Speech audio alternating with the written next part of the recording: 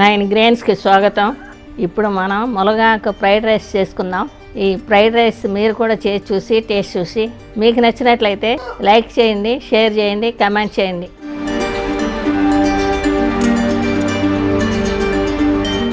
Stove ముట్టించుకుని బాండీ పెట్టుకున్నానండి. 3 table స్పూన్ల ఆయిల్ వేసాను. 1 టీ స్పూన్ ఆవాలు, 1 టీ స్పూన్ జీలకర్ర, సోంపు 1 టీ స్పూన్, కరివేపాకు 2 రెబ్బలు, పచ్చిమిర్చి 2, ఉల్లిపాయలు మీడియం సైజు 2 సన్నగా కట్ చేశాను. ఉల్లిపాయ బ్రౌన్ కలర్ వచ్చే వరకు వేయించుకుందాం.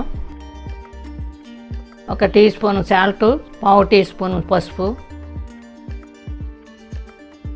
1 టేబుల్ స్పూన్ వెల్లుల్లి పేస్టు, 1 టీ స్పూన్ అల్లం పేస్టు. పచ్చివాసన పోయే వరకు వేయించుకుందాం. 1 టేబుల్ స్పూన్ కారం, 1 కప్పు మునగాకు. ఇది పచ్చివాసన పోయే వరకు వేయించుకుందాం.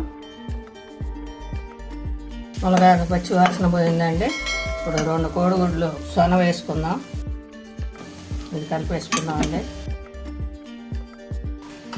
2 కప్పులు రైస్ వేసుకుందామండి. కోడిగుడ్లు కావాలంటే వేసుకోవచ్చు, లేకపోతే లేదండి.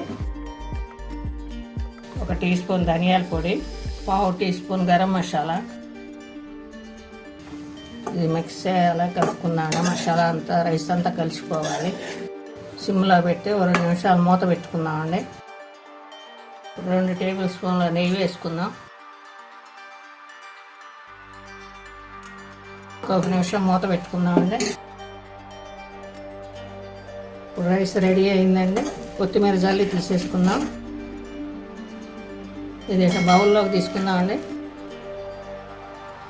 ఈ మునగాకులో కాల్షియం, ఐరన్ ఎక్కువగా ఉన్నదండి. ఎముకల గట్టితనానికి బాగా పనిచేస్తాయి. ఈ మునగాకు ఫ్రైడ్ రైస్ మీరు కూడా చేసి చూడండి. చాలా కమ్మగా ఉంటుంది. రుచికరమైన, ఆరోగ్యకరమైన ఫ్రైడ్ రైస్ ఇది. మీరు కూడా చేసి టేస్ట్ చూడండి.